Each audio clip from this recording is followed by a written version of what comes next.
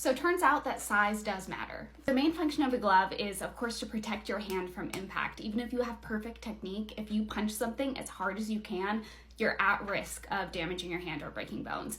There are some promotions, most notably BKFC, that fight without gloves at all. It's called bare knuckle. It's still really, really dangerous, and fighters have to train a lot to be able to sustain that. If you are a boxer or a kickboxer, or you do Muay Thai, anything like that, your standard fight glove size is going to be 8 ounces.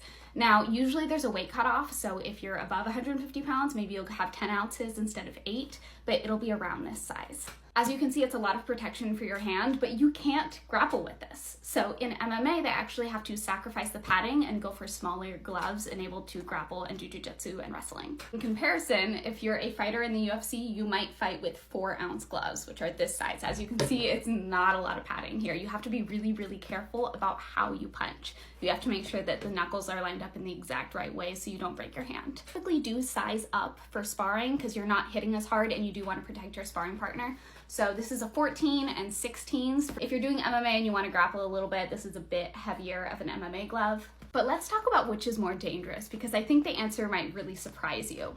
In sports like MMA, where you have really small gloves, if you watch One Championship, Muay Thai, they have tiny, tiny 4-ounce gloves. You'll see a lot more blood.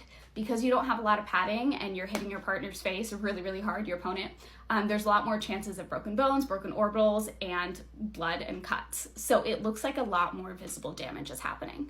Versus a sport like boxing is just not as bloody. Any fighter will tell you that they don't care about cuts and blood, they care about their brain. And when you have a larger glove like this on, where you don't have to worry about protecting your hand as much, you can just go for it and punch as hard as you can, your opponent's brain is at a lot more risk. Because concussions occur when a large force hits your skull and causes your brain to bounce around, boxing, kickboxing, those sorts of sports in these gloves can actually be more dangerous than MMA, even though MMA looks a lot more bloody.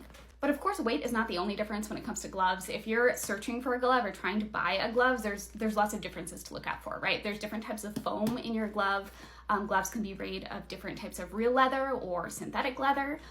You can have a different grip bar. You can have your thumb placed in slightly different ways. There's lots of things to consider. Probably one of the most obvious differences when you look around a gym is that some people will have a Velcro glove on. Most people will probably have a Velcro glove on, and some people will have a lace-up glove. Lace-up gloves get a lot more wrist support. However, you can't put it on and off by yourself. You have to have a buddy help you, which is super annoying. I know that was a lot. My channel's like for beginners, but if you have any questions about gloves, let me know.